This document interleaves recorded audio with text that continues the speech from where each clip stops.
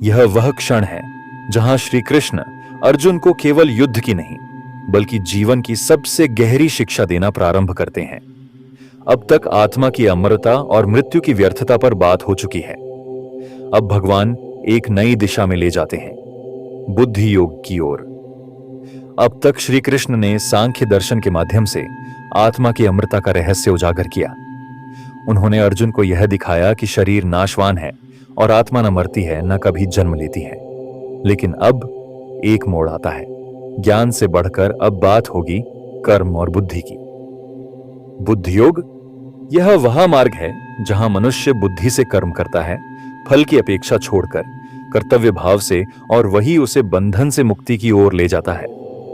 यह श्लोक ऐसा है जैसे कोई द्वार खुल रहा हो जिसके भीतर हमें मिलने वाला है कर्म योग का महामंत्र, जहां केवल ज्ञान नहीं अब कर्म में डूबकर भी मुक्ति संभव है।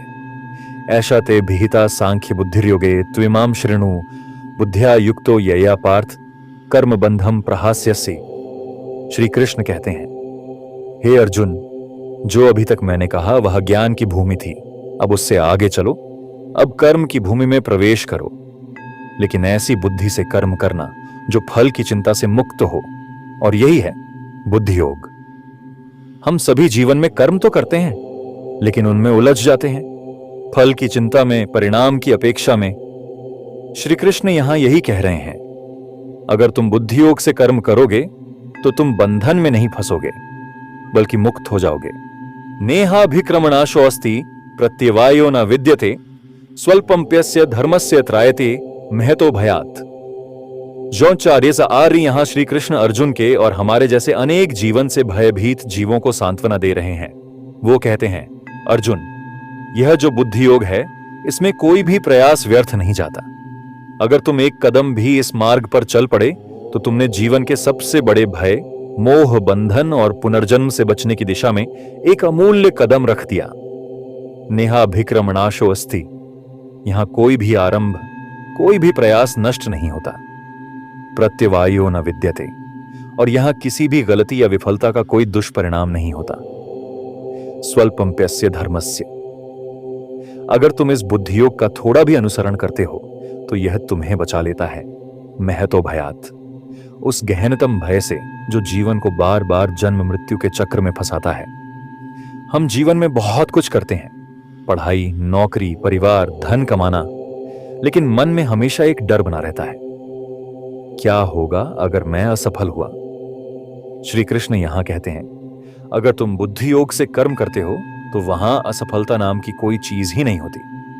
हर प्रयास, हर सोच, हर छोटा सा कदम आत्मिक विकास की ओर ले जाता है। व्यवसाय आत्मिका बुद्धि एकेह कुरुनंदन बहुशाखा हेणंताश्च बुद्धियो व्यवसाय नाम। यहां श्री कृष्ण एक मनुष्य की आंतरिक यात्रा की ओर संकेत करते हैं। कहते हैं, व्यवसाय आत्मिका बुद्धि, यह वह बुद्धि है जो एक ही लक्ष्य पर टिकी होती है, मोक्ष, आत्म साक्षात्कार, ईश्वर प्राप्ति। जिसके अंदर यह बुद्धि जाग चुकी है वह भ्रम में नहीं पड़ता, वह निर्णयों में भटकता नहीं, वह धैर्य के साथ आगे बढ़ता है।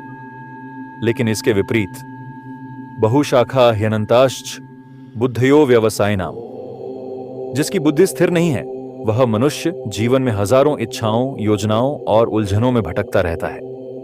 उसका मन कभी इस दिशा में तो कभी उस दिशा में भागता है।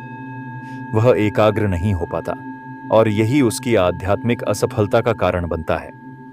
हम में से कई लोग जीवन में कहते हैं, मुझे नहीं पता क्या करना है, मैं कंफ्यूज्ड हूं, कभी कुछ लगता है कभी कुछ। श्री कृष्ण कहते हैं, जब तक तुम्हारा लक्ष्य एक नहीं होगा तब तक तुम्हारी बुद्धि कभी स्थिर नहीं होगी, और बिना स्थिर बुद्धि के न साधना होगी, न कर्मयोग, न जीवन में शांति, न आत्मा की मुक्ति।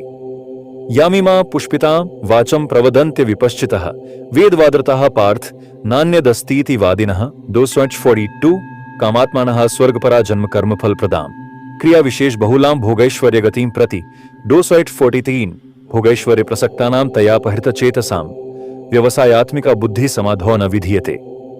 2 हे पार्थ, जो लोग आत्मज्ञान से रहित होते हैं वे वेदों की पुष्पित वाणी, स्वर्ग, भोग, ऐश्वर्य की बातें में उलझ जाते हैं। वे कहते हैं स्वर्ग ही सब कुछ है और कर्म कांडों में लिप्त हो जाते हैं। वे कामनाओं से भरपूर होते हैं और वेदों की उन बातों में उलझे रहते हैं जो स्वर्ग, पुनर्जन्म और भोग की प्राप्ति का वादा करती हैं। परंतु ऐसे भोग और ऐश्वर्य में आसक्त जिनकी बुद्धि उन बातों में बह गई है, उनकी बुद्धि स्थिर समाधि में कभी नहीं लगती। श्री कृष्ण यहां बहुत स्पष्ट और साहसी स्वर में कहते हैं कि केवल वेदों का पाठ करने से या उनके कर्मकांडों में रम जाने से मनुष्य को सत्य का बोध नहीं होता, क्योंकि वेदों की पुष्पित वाणी जैसे कोई फूलों से सजी हुई बात हमें स्वर्ग, पुनर्जन्म, यज्ञ, दान, तप आदि के माध्यम से भविष्य में मिलने वाले फलों का लालच देती है। परंतु श्री कृष्ण पूछते हैं, क्या यही आत्मज्ञान है? क्या यही मुक्ति है? नहीं। जिसकी बुद्धि केवल भोग, स्वर्ग और फल की अपेक्षा में अटकी है, उसकी बुद्धि कभी भी समाधि, परम शांति, आत्मा के अनुभव तक नहीं पहुंच सकती। यहां श्री कृष्ण कर्म कांड की सीमितता पर प्रकाश डालते हैं और हमें बुद्धियोग की ओर खींचते हैं, जहां न फल की इच्छा है न भोग की कामना, बस कर्तव्य, समत्व और शुद्ध आत्मबोध है। कई बार हम भी पूजा, व्रत, तीर्थ, कथा आदि में रम जाते हैं, लेकिन उसका केंद्र भक्ति नहीं बल्कि फल होता है। मुझे नौकरी मिल जाए, स्वास्थ्य ठीक हो जाए, पैसा आ जाए। श्री कृष्ण कहते हैं जब तक मनुष्य का ध्यान केवल फल पर रहेगा, वह कभी भी ईश्वर को नहीं पा सकता। त्रैगुण्य विषया वेदा निस्त्रैगुण्यो भवार्जुन, निर्द्वंद्वो नित्य सत्वस्थो निर्योगक्षेम आत्मवान। यह श्लोक आत्म क्रांति का आह्वान है।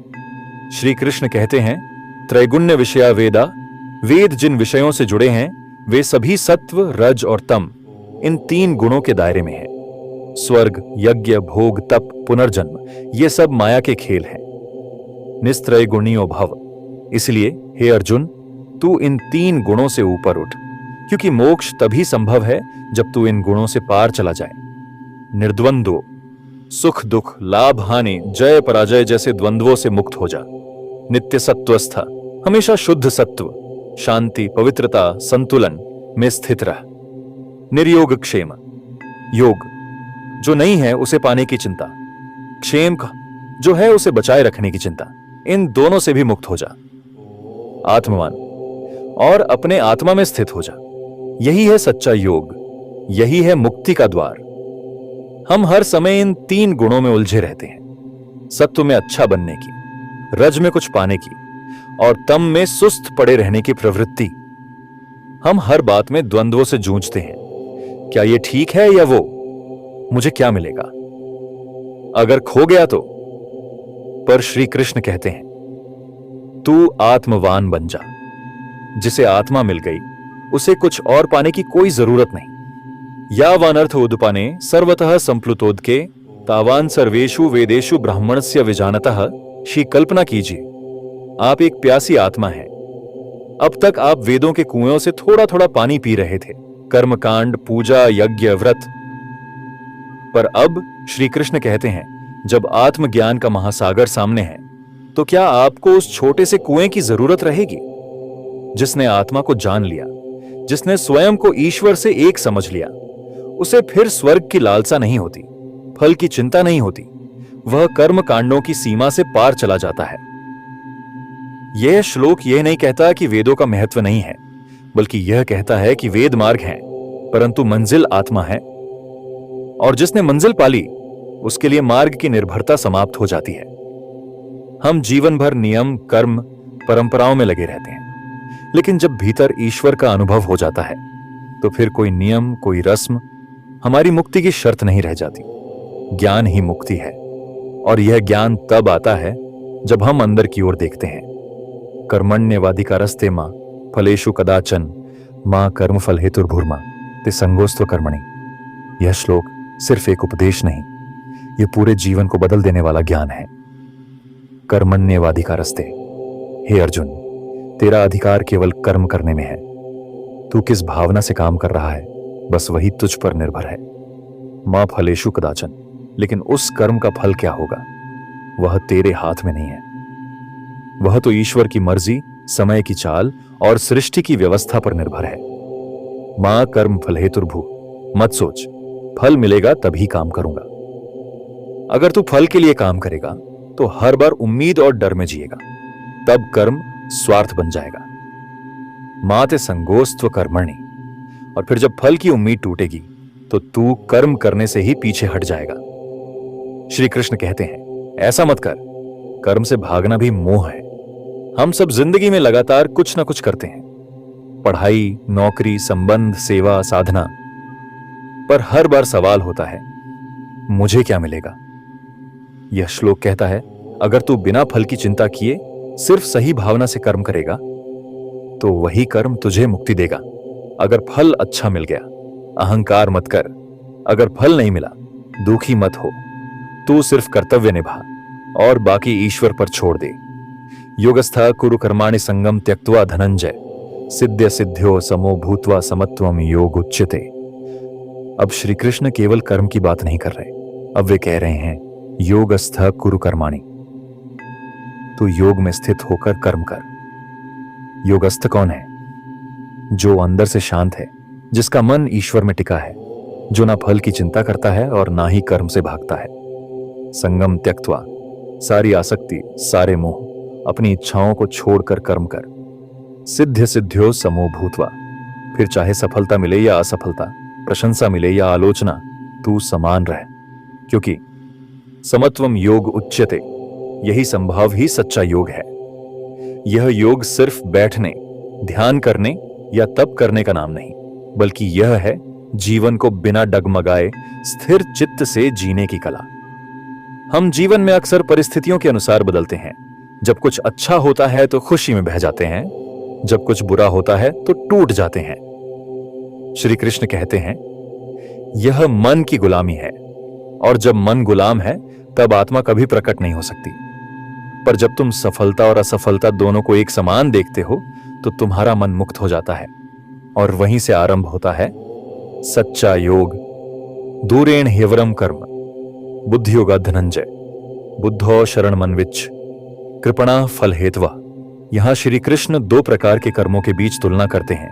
एक है साधारण कर्म, जो केवल फल पाने के लिए किया जाता है, जैसे मैं पूजा करूं ताकि मेरी समस्या हल हो जाए, मैं सेवा करूं ताकि लोग मुझे सराहें, मैं काम करूं ताकि मुझे पुरस्कार मिले। दूसरा है बुद्धि योग से युक्त कर्म, जहां कर्म किया जाता है कर्तव्य भाव से, समत्व से, भगवान को अर्पण करते हुए, बिना किसी फल की चिंता के। दूरेण हेवरम कर्म, भगवान कहते हैं हे अर्जुन, जो कर्म फल की आसक्ति से किया जाता है वह बहुत ही नीच होता है, तू उससे बहुत दूर रह। बुद्धियोगाद, कर्म तभी श्रेष्ठ है जब उसमें बुद्धि जुड़ी हो। बुद्धि यानी विवेक, समत्व, आत्मज्ञान, ईश्वर अर्पण। बुद्धो शरण मनविच, इसलिए बुद्धि की उस निर्लिप्त दृष्टि की शरण ले।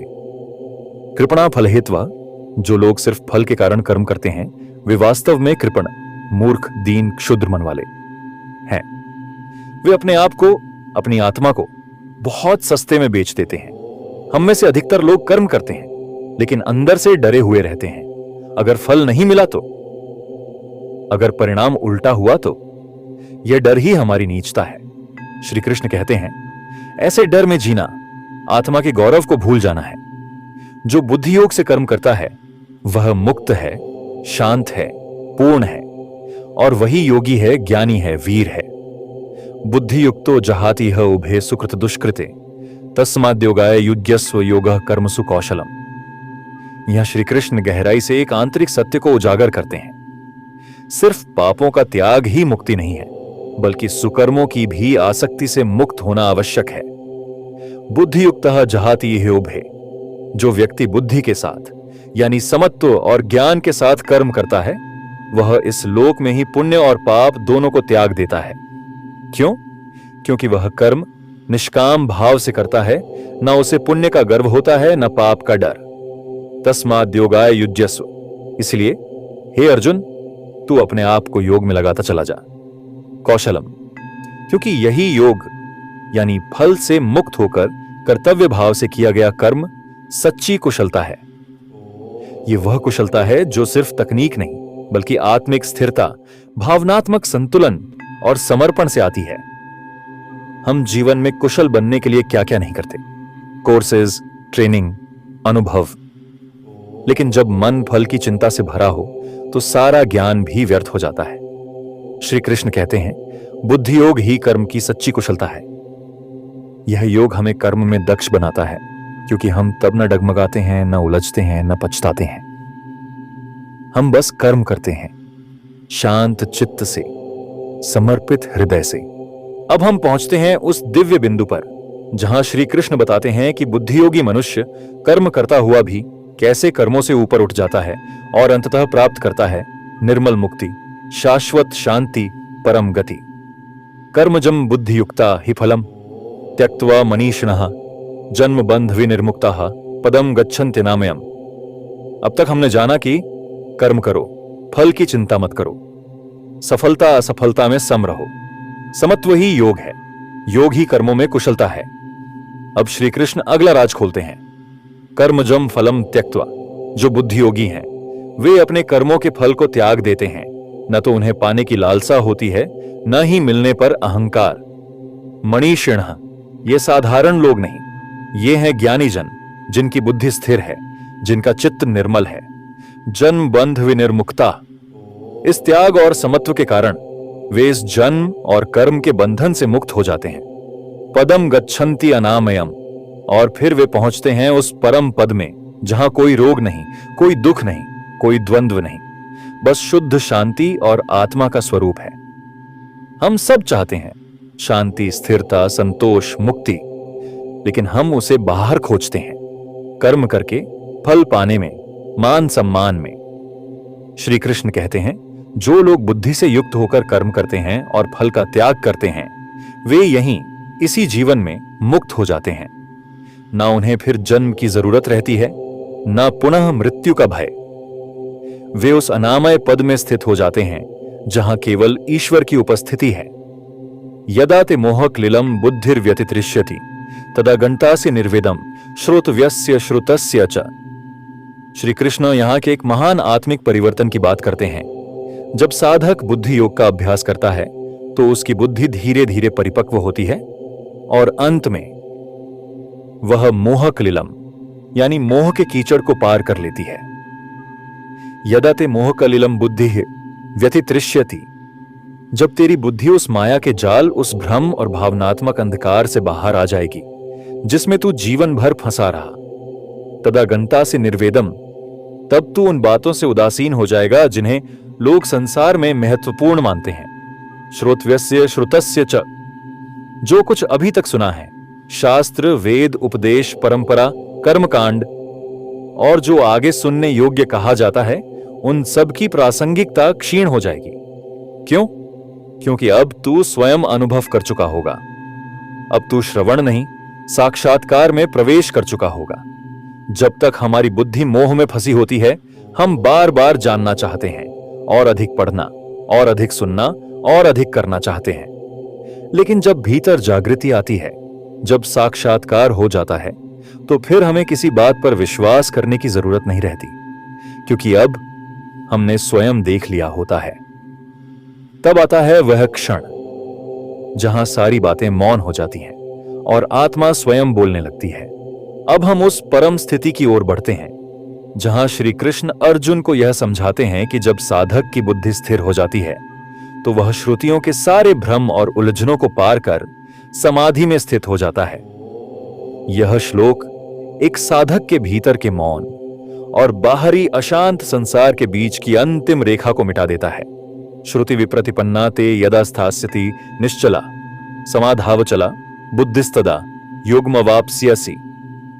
इस श्लोक में श्री कृष्ण उस अंतिम अवस्था की बात कर रहे हैं जहां ज्ञान, अनुभव, श्रद्धा और ध्यान सब एक हो जाते हैं। श्रुति विप्रतिपन्ना ते, हमने बहुत कुछ सुना है वेदों में, ग्रंथों में, उपदेशों में, लेकिन इनमें अक्सर विरोधाभास भी होते हैं। कोई कहता है कर्म करो, कोई कहता है त्याग ही सब कुछ है, कोई कहता है देव पूजा से मुक्ति मिलेगी, कोई कहता है ध्यान ही अंतिम मार्ग है। इन सभी से बुद्धि भ्रमित हो जाती है। यदा स्थास्यति निश्चला, लेकिन जब तू इन सब बातों को समझकर भी स्थिर हो जाएगा, जब तेरी बुद्धि किसी मत, किसी प्रणाली में उलझे बिना मौन हो जाएगी, तब तू सत्य को सीधे देखने लगेगा। समाधाओ अचला बुद्धि। जब बुद्धि समाधि में स्थित हो जाए, न हिलती है, न डगमगाती है, न प्रश्न करती है, न उत्तर ढूंढती है, बस प्रकाशित होती है। तदा योगम अवाप्स्यसि। तब हे अर्जुन, तू सच्चे योग को प्राप्त कर लेगा। वह योग जो केवल अभ्यास नहीं बल्कि आत्मा का स्वरूप है। आज हम हर दिशा में उत्तर ढूंढते हैं, इस किताब में, उस गुरु में, इस वीडियो में। हमारी बुद्धि हमेशा कुछ और सुनने और जानने की भूख में उलझी रहती है। लेकिन जब भीतर की बुद्धि निश्चल हो जाती है, जब हम आत्मा के मौन में टिक जाते हैं, तो वहां कोई उत्तर नहीं चाहिए, क्योंकि वहां सब स्पष्ट हो जाता है। यही है समाधि, यही है योग, यही है परम शांति। अब हम आ पहुंचे हैं सांख्य योग के सबसे गहन और भावपूर्ण संवाद की शुरुआत पर, जहां अर्जुन एक सीधा, सरल और अत्यंत मार्मिक प्रश्न पूछते हैं, एक ऐसे साधक की पहचान जानने के लिए जो संसार में रहकर भी स्थित प्रज्ञ यानी स्थिर बुद्धि वाला योगी बन चुका है। यह श्लोक हमें उस अवस्था पर ले जाता है जहां मनुष्य न ही संसार से भागता है, न उसमें उलझता है, बल्कि शांत, निर्मल और आत्मा में स्थित होकर जीता है। अर्जुन उवाच स्थित प्रज्ञस्य का भाषा समाधिस्थस्य केशव स्थित धिया किम प्रभाषेत किमासीत व्रजेत किम। यह प्रश्न केवल अर्जुन का नहीं है, यह हम सबका प्रश्न है। जब हम सुनते हैं कि कोई योगी है, कोई आत्मज्ञानी है, कोई समाधिस्थ है, तो मन में एक जिज्ञासा उठती है। वह साधक व्यवहार में कैसा होता है? क्या वह मौन रहता है? क्या वह अकेला बैठता है? क्या वह समाज में रहता है? अर्जुन पूछते हैं, का भाषा, वह कैसा बोलता है? किम आसीत, वह कैसे बैठता है? व्रजेत किम, वह कैसे चलता है, कैसे जीवन में व्यवहार करता है? यह प्रश्न बहुत मानवीय है, क्योंकि अर्जुन यह जानना चाहता है कि क्या योगी का जीवन आम मनुष्य से अलग होता है, या फिर क्या आत्मज्ञानी मनुष्य भी सामान्य जीवन जीते हुए भीतर से असामान्य हो सकता है। यहां अर्जुन के भीतर एक गहन परिवर्तन दिखता है। अब वह केवल युद्ध या धर्म का उत्तर नहीं चाहता, अब वह जानना चाहता है कैसे जिया जाए, कैसे भीतर से स्थिर हुआ जाए। और यह वही क्षण है जहां से गीता का स्वरूप आध्यात्मिक शिक्षा में बदल जाता है। श्री भगवानुवाच प्रजहाति यदा कामान सर्वान् पार्थ मनोगतान आस आत्मन्यवात्मना तुष्टः स्थित प्रज्ञस्तदोच्यते। अब श्री कृष्ण स्थित प्रज्ञ जीवन की नींव रखते हैं। वे कहते हैं कि प्रजहाति यदा कामान सर्वान् मनोगतान। जब कोई पुरुष मन में उठने वाली हर प्रकार की इच्छा को त्याग देता है, सब इच्छाएं, चाहे वह धन की हो, मान की हो, मोह की हो, या किसी भी भौतिक सुख की, यह त्याग दमन नहीं है, यह त्याग है जब इच्छाओं की मूल जरूरत ही समाप्त हो जाती है। आत्मन्येव आत्मना तुष्टा, और वह व्यक्ति अपने ही आत्मा में संतुष्ट रहता है। उसे न बाहरी चीजों से सुख चाहिए, न किसी से मान्यता, न प्रशंसा।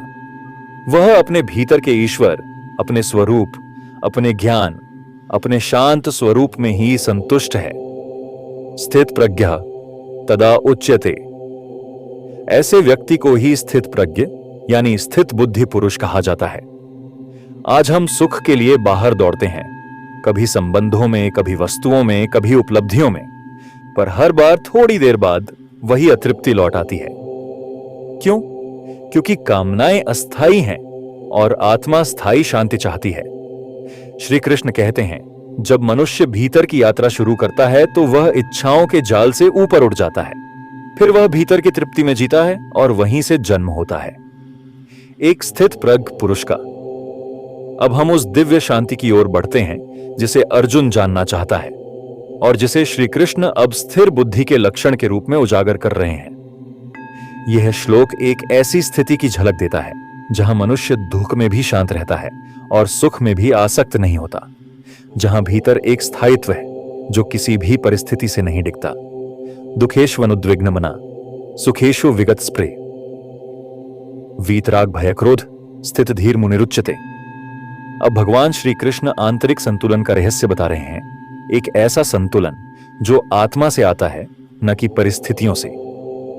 दुखेषु अनुद्विग्न मना जब जीवन में दुख आता है, कोई खो जाए, अपमान हो, धन जाए, बीमारी हो, तो सामान्य मनुष्य उद्विग्न हो जाता है। लेकिन स्थित प्रज्ञ पुरुष मन से अशांत नहीं होता। वह दुख को जानता है, स्वीकारता है, लेकिन उसमें डूबता नहीं। सुखेशु विक्त स्पृह, और जब सुख आता है, यश, पैसा, प्रशंसा, सफलता, तो वह लालसा से मुक्त रहता है। वह जानता है यह भी बदल जाएगा, इसलिए वह उसमें आसक्त नहीं होता। वीतराग भय क्रोध, वह राग, आकर्षण, भय, डर और क्रोध, विक्षोभ से मुक्त होता है, क्योंकि वह जान चुका है कि इन तीनों में बंधन ही बंधन है।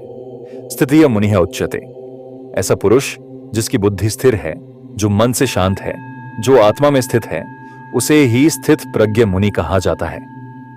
हम अक्सर परिस्थितियों के गुलाम बन जाते हैं, दुख में टूटते हैं, सुख में उड़ जाते हैं। हमारा मन पेंडुलम की तरह झूलता रहता है। पर श्री कृष्ण कहते हैं, जब तुम्हारा मन आत्मा में टिकता है, तब तुम सुख दुख दोनों में समान हो जाते हो। फिर जीवन नृत्य बन जाता है, न डर होता है न मोह। यह सर्वत्र अनभिस्नेह तत्तत् प्राप्य शुभाशुभम, नाभिनंदति न द्वेष्टि तस्य प्रज्ञा प्रतिष्ठिता गससा। यह श्लोक एक महान आत्मिक स्वतंत्रता की घोषणा है। यह सर्वत्र अनभिस्नेह, जो व्यक्ति संसार की किसी भी वस्तु, व्यक्ति, परिस्थिति में स्नेह, आसक्ति नहीं रखता, मतलब वह मोह में नहीं फंसता, न किसी को पकड़ना चाहता है, न किसी को खोने का डर रखता है। तत् तत् प्राप्य शुभाशुभम, वह व्यक्ति शुभ या अशुभ अर्थात लाभ हानि, यश अपयश, प्रेम घृणा जो भी अनुभव करे, न अभिनंदति न द्वेष्टि, वह ना खुशी से फूला नहीं समाता और ना ही नफरत या दुख से जलता है। क्यों? क्योंकि उसकी प्रज्ञा, बुद्धि अब बाह्य स्थितियों से संचालित नहीं होती, वह आत्मा के शाश्वत प्रकाश में स्थिर हो गई है। तस्य प्रज्ञा प्रतिष्ठिता, ऐसे व्यक्ति की बुद्धि स्थिर है, वह अब स्थित प्रज्ञ है, न हिलता है न गिरता है। हम रोजमर्रा की छोटी छोटी बातों में उलझ जाते हैं। कोई कुछ कह दे तो दुखी, कोई सराह ले तो फूल जाते हैं। यहां श्री कृष्ण हमें एक बहुत ऊंचा मानदंड दे रहे हैं। बाहर कुछ भी हो रहा हो, भीतर आत्मा में स्थित रहो, तब तुम प्रतिक्रिया नहीं बल्कि स्थिति में रहते हो। यदा संहरते चाया कूर्मोंगानीव सर्वश, इंद्रियाणि इंद्रियार्थेभ्यस्तस्य प्रज्ञा प्रतिष्ठिता। यदा संहरते चयम, जब यह योगी, साधक, सीकर अपने मन, आंखें, कान, जीभ, त्वचा, इन पांचों इंद्रियों को बाहरी विषयों से हटा लेता है। कूर्मः अंगानि इव सर्वशः, जैसे एक कछुआ अपने सारे अंगों को भीतर समेट लेता है, वैसे ही साधक अपनी इंद्रियों को बाह्य सुख संवेदनाओं से पूरी तरह खींच लेता है। इंद्रियाणि इंद्रियार्थेभ्यः, मतलब आंखें देखना चाहें तो भी वह उन्हें विषयों से हटाता है। जीभ स्वाद मांगे, कान कुछ सुनना चाहें, मन लालसा करे, वह सब इंद्रियों को आत्मा की ओर मोड़ देता है। तस्य प्रज्ञा प्रतिष्ठिता, ऐसे साधक की बुद्धि स्थिर होती है, वह स्थित प्रज्ञ कहलाता है। वह अब बाहर नहीं, भीतर जीता है। हमारा मन इंद्रियों का गुलाम बन गया है। टीवी पर कोई दृश्य हो, स्वादिष्ट खाना सामने हो, कोई मधुर गीत बजे, हम खिंच जाते हैं और धीरे धीरे हम इंद्रियों में जीने लगते हैं, आत्मा में नहीं। श्री कृष्ण कहते हैं, जब एक साधक इंद्रियों को आत्म नियंत्रण में रखता है और उन्हें आत्मा में लीन कर देता है, तभी उसकी प्रज्ञा स्थिर होती है। यह कोई जबरदस्ती नहीं है, बल्कि यह एक प्रेम पूर्ण वापसी है आत्मा की ओर। विषया विनिवर्तन्ते निराहारस्य देहिन, रसवर्जम रसोप्यस्य परम दृष्ट्वा निवृत्तते। विषया विनिवर्तन्ते, अगर कोई साधक अपनी इंद्रियों को विषयों से हटा भी ले, जैसे स्वाद से, रूप से, स्पर्श से, तो वे थोड़ी देर के लिए दूर हो जाते हैं। जैसे कोई उपवास करे, खाना तो नहीं खा रहा, लेकिन मन बार बार उसी खाने को सोच रहा होता है। निराहारस्य देहिना, यह उस देही की स्थिति है जो केवल बाहरी नियंत्रण में लगा है, लेकिन भीतर की लालसा अभी भी जीवित है। रसवर्जम, यहां श्री कृष्ण कहते हैं, विषय तो चले जाते हैं पर उनका रस नहीं जाता। यह रस, यह हंसी है जो साधक को पुनः मोह में खींच लाता है। रसोप्यस्य परम दृष्ट्वा निवृत्तते, लेकिन जब वह साधक परम को देखता है, जब वह आत्मा का अनुभव करता है, जब उसका हृदय पर ब्रह्म की उपस्थिति से भर जाता है, तब यह रस भी अपने आप छूट जाता है। क्यों? क्योंकि अब उसे सच्चा अमृत मिल गया है, और जिसको परमानंद मिल गया हो वह अब स्वादिष्ट विष नहीं चाटेगा। श्री कृष्ण यहां में हमें बहुत बड़ा संकेत दे रहे हैं। सिर्फ इंद्रियों को बांध लेना ही तप नहीं है। जब तक मन भीतर से चाह रहा है तब तक साधना अधूरी है। लेकिन यदि हम आत्मा के परम स्वाद का अनुभव कर लें तो सारी वासनाएं, मोह, लालसाएं अपने आप नष्ट हो जाती हैं। यही कारण है कि सच्चा त्याग ज्ञान के साथ आता है, न कि केवल संकल्प या दबाव से। यथ तो ह्यपि कौन्तेय पुरुषस्य विपश्चित इंद्रियाणि प्रमाथीनि हरन्ति प्रसभम मन यततः हि अपि। भले ही कोई साधक, योगी या ज्ञानी अपने आत्म नियंत्रण और ध्यान से प्रयत्नशील हो।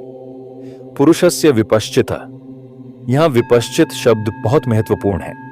यह व्यक्ति ज्ञानी है, जिसकी बुद्धि जागरूक है, जो जानता है कि क्या उचित है, क्या अनुचित। इंद्रियाणि प्रमाथीनि, फिर भी उसकी इंद्रियां चंचल, बलशाली और खींचने वाली होती हैं। प्रमाथी शब्द का अर्थ है जो बलपूर्वक खींच ले जाए, जैसे बाढ़ का पानी नाव को बहा ले जाए। हरन्ति प्रसभम मनः, वे इंद्रियां मन को जबरदस्ती अपनी ओर खींच ले जाती हैं, चाहे साधक कितना भी प्रयत्न करे। यहां श्री कृष्ण हमें विनम्रता और सतर्कता का पाठ दे रहे हैं।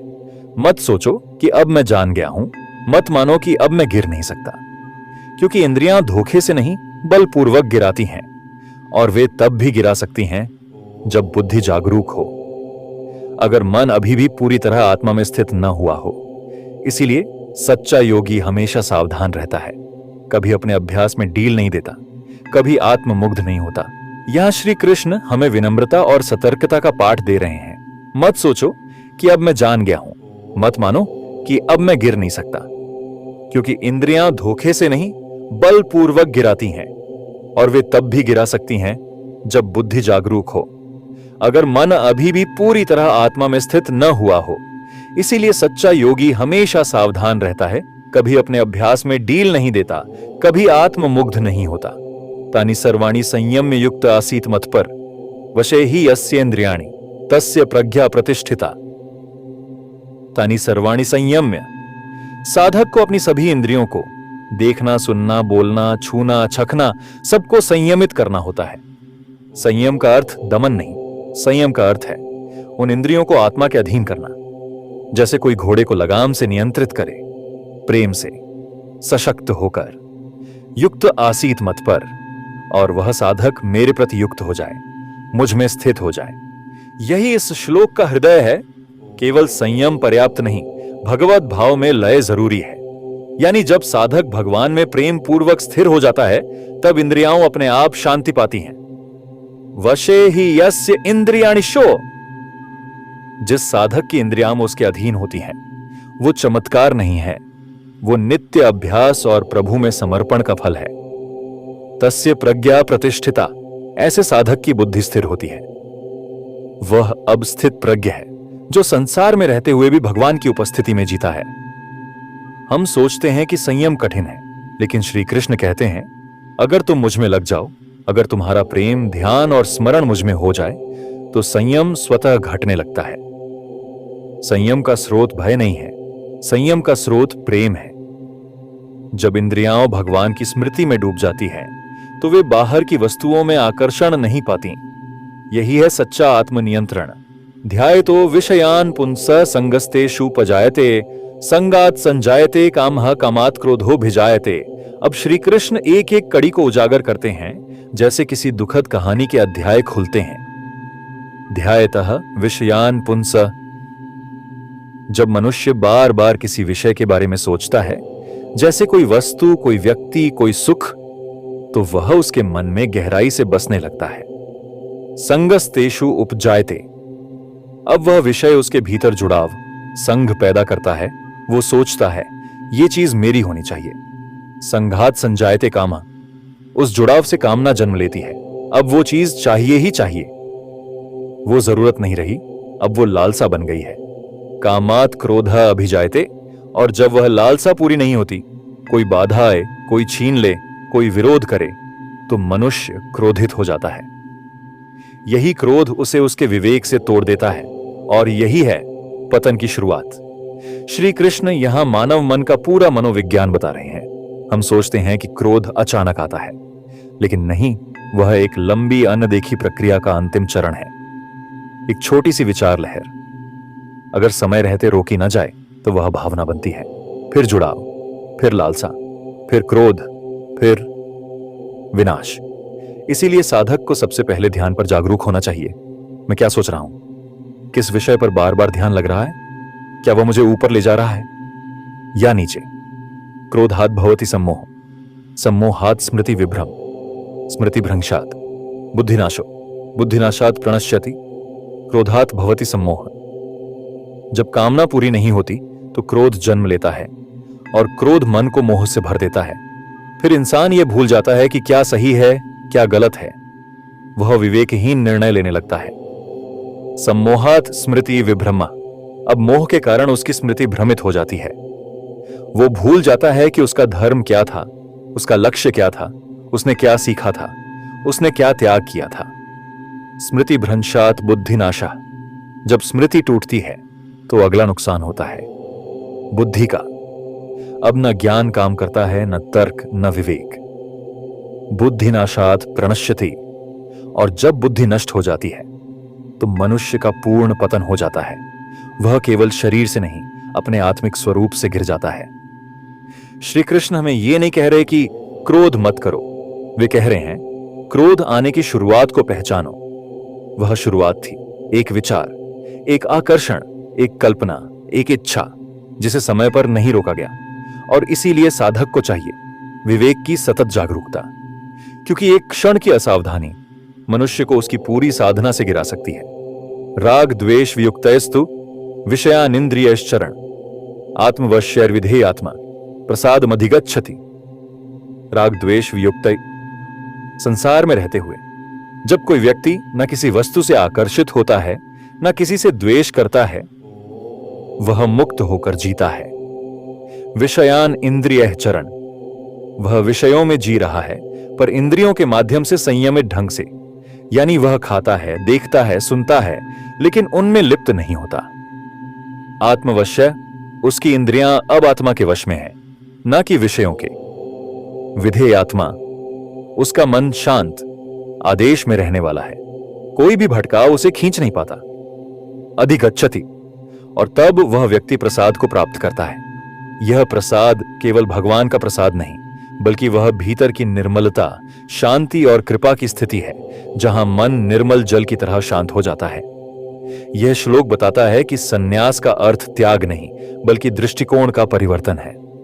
तुम विषयों से भागो मत, बल्कि उनके बीच राग और द्वेष से रहित होकर जियो।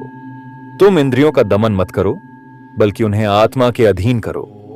यही है गीता का मध्यम मार्ग, जहां संसार में रहकर भी आत्मा में स्थिर हुआ जा सकता है। प्रसादे सर्वदुःखानां हानिरस्योपजायते, प्रसन्न चेतसो ह्याशु बुद्ध्य पर्यवतिष्ठते। उलझन, पीड़ा या आकुलता नहीं बचती। वह शांति जो ईश्वर के साक्षात्कार से आती है, जो सच्चे आत्म संयम और सत्य में स्थित रहने से मिलती है।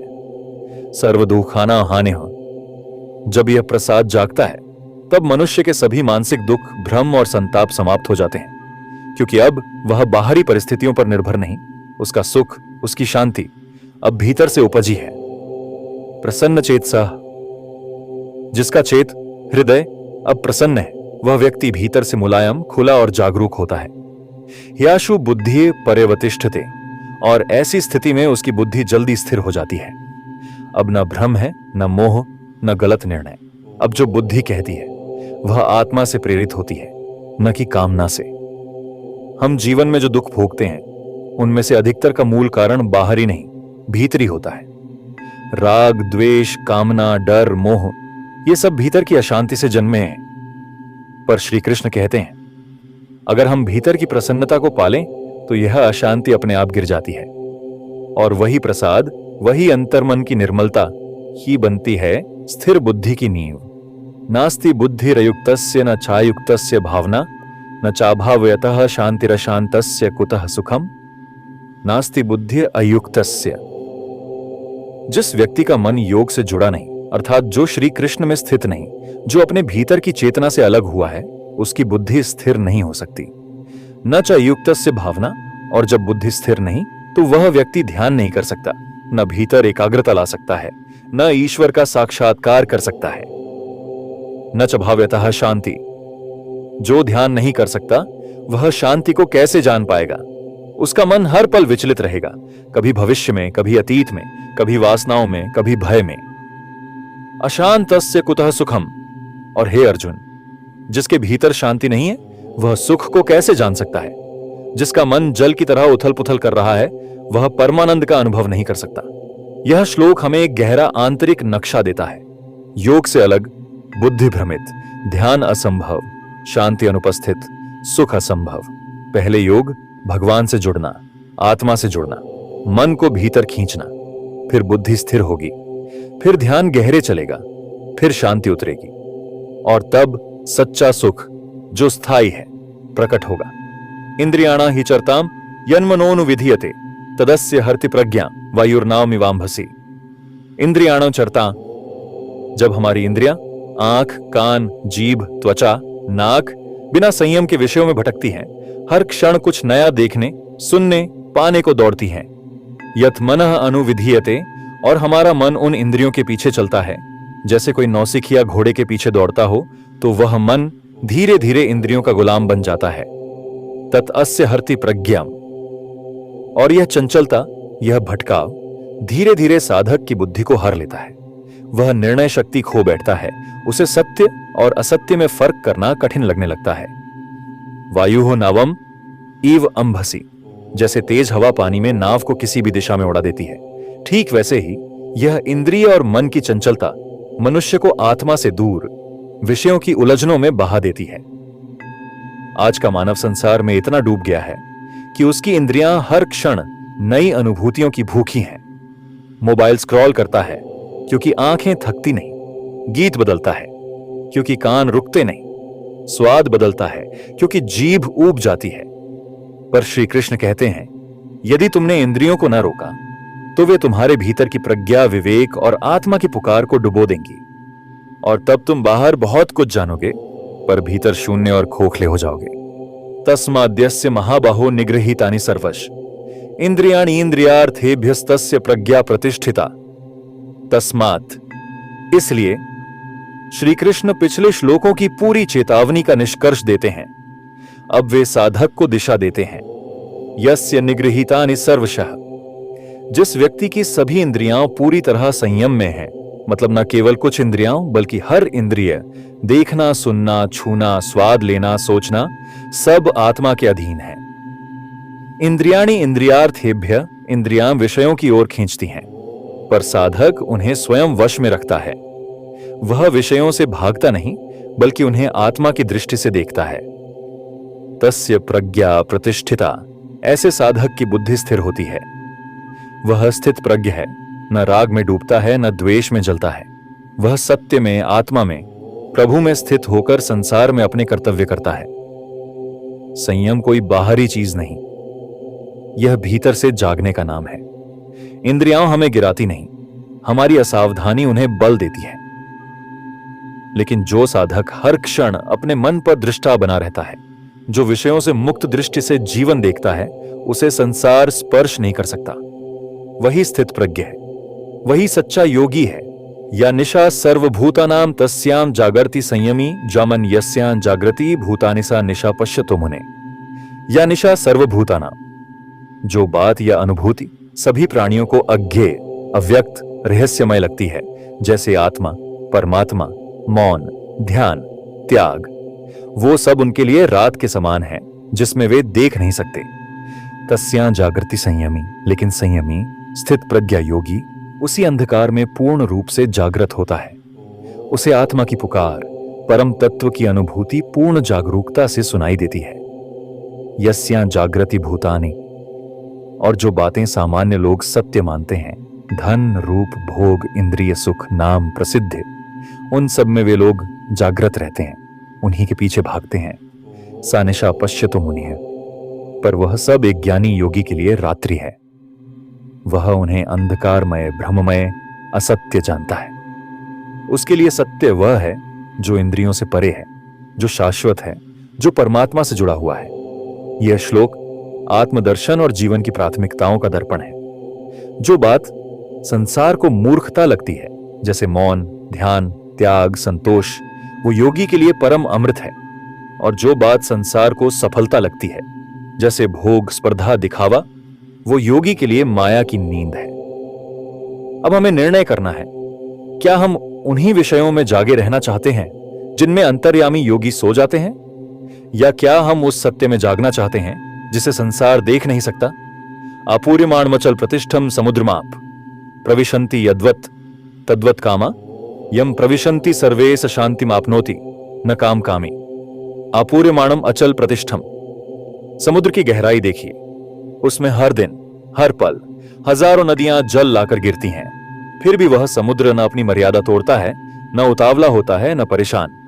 वह स्थिर और अचल बना रहता है। तद्वत् कामा यम प्रविशन्ति सर्वे, उसी तरह स्थित प्रज्ञ पुरुष के पास संसार की सारी कामनाएं आ सकती हैं। वो देख सकता है, सुन सकता है, सुख दुख उसके पास आ सकते हैं, लेकिन वे उसे डिगा नहीं सकते। शांति मापनोति, ऐसा साधक ही सच्ची शांति को प्राप्त करता है, क्योंकि उसने कामनाओं को रोका नहीं, बल्कि उन्हें पार कर दिया है। वो उनका दास नहीं, दृष्टा बन गया है, न कामकामी। लेकिन जो व्यक्ति कामनाओं का इच्छुक है, जो हर समय कुछ नया पाना चाहता है, जो भविष्य में सुख खोजता है, वह शांति कभी नहीं पा सकता। यह श्लोक हमें जीवन की सबसे बड़ी भूल दिखाता है। हम सोचते हैं कि सुख मिलेगा कुछ और पा लेने से, लेकिन श्री कृष्ण कहते हैं, सच्चा सुख तब आता है जब पाने की इच्छा शांत हो जाती है। स्थित प्रज्ञ बनने का अर्थ यह नहीं कि कामनाएं आएंगी नहीं, बल्कि यह है कि हम उनके आने पर भी स्थिर रहेंगे। समुद्र की तरह गहराई में, मौन में, संतुलन में।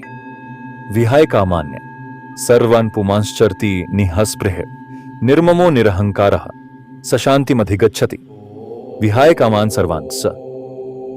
यहां त्याग का मतलब जबरदस्ती दबाना नहीं, बल्कि सच्ची समझ से छोड़ना है। साधक जान जाता है कि कोई भी वस्तु, व्यक्ति या उपलब्धि मुझे स्थायी सुख नहीं दे सकती, और तब वह कामनाओं से ऊपर उठता है। चरति निःस्पृह, अब वह संसार में निष्काम भाव से चलता है। उसे अब कुछ पाने की लालसा नहीं, वह पूर्णता में जीता है, क्योंकि वह भीतर से परिपूर्ण हो चुका है। निर्मम, उसने मेरा शब्द छोड़ दिया है। अब कोई वस्तु, व्यक्ति, परिस्थिति उसे बांध नहीं सकती। निरहंकार, और साथ ही वह अपने मैं को भी त्याग देता है। अब वह कोई भूमिका नहीं निभा रहा, न कोई दावा, न कोई गर्व।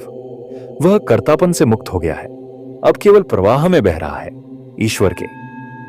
सशांतिम अधिगच्छति, और यही वह साधक है जो वास्तविक शांति, पूर्ण तृप्ति और मुक्ति को प्राप्त करता है।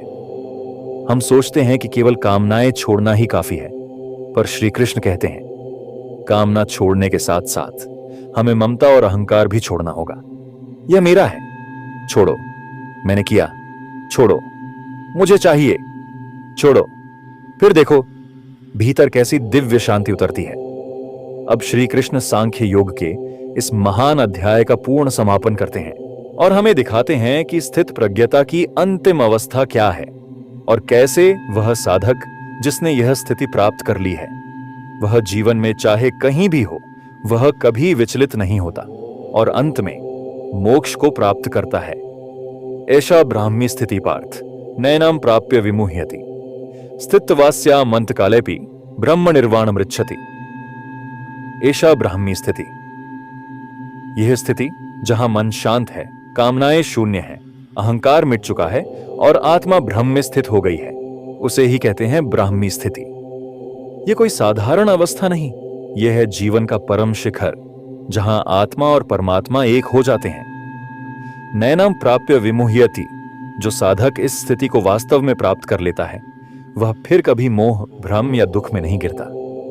अब कोई परिस्थिति, कोई भोग, कोई बंधन उसे कभी विचलित नहीं कर सकता। स्थित्वा अस्याम अंतकालेपि, और यदि वह अपने जीवन के अंतिम क्षण तक इस ब्राह्मी स्थिति में अडोल बना रहता है तो उसे मृत्यु भी डरा नहीं सकती। ब्रह्म निर्वाणम रक्षति, वह साधक अंत में प्राप्त करता है ब्रह्म निर्वाण अर्थात पूर्ण मोक्ष, जहां न पुनर्जन्म है, न कर्म का बंधन, न शरीर का बंधन, केवल शुद्ध चैतन्य, केवल परम शांति। यह अध्याय हमें सिर्फ दर्शन नहीं, एक जीवन मार्ग देता है। यह हमें बताता है कि विचारों से परे जाकर संयम, विवेक, त्याग और ध्यान के द्वारा मनुष्य संसार में रहते हुए भी मुक्ति पा सकता है। स्थिर बुद्धि ही परम पथ है और वह हर साधक के लिए संभव है यदि वह सच्चे मन से प्रयास करे। और इस प्रकार हे साधक, हमने श्री कृष्ण के श्रीमुख से सुना आत्मा की अमृता, बुद्धि की स्थिरता और इच्छाओं से मुक्त होकर जीने का दिव्य पथ। यह था सांख्य योग, जहां विचार, विवेक और वैराग्य साधक को ब्रह्म की ओर ले जाते हैं। पर क्या यह पर्याप्त है? क्या केवल ज्ञान, केवल शांति, केवल ध्यान ही हमें जीवन की पूर्णता की ओर ले जा सकते हैं? या फिर हमें इस संसार में कर्म भी करना है, पर ऐसे कि वह भी योग बन जाए? क्या कर्म करते हुए भी कोई मुक्त हो सकता है? क्या गृहस्थ रहते हुए भी कोई ब्रह्म में स्थित हो सकता है? इन्हीं प्रश्नों का उत्तर लेकर अब हम चलेंगे अगले अध्याय की ओर। अध्याय 3, कर्म योग, जहां श्री कृष्ण स्वयं बताएंगे कर्म का रहस्य, निष्काम कर्म का तत्व और कैसे कर्म को योग में बदला जाए।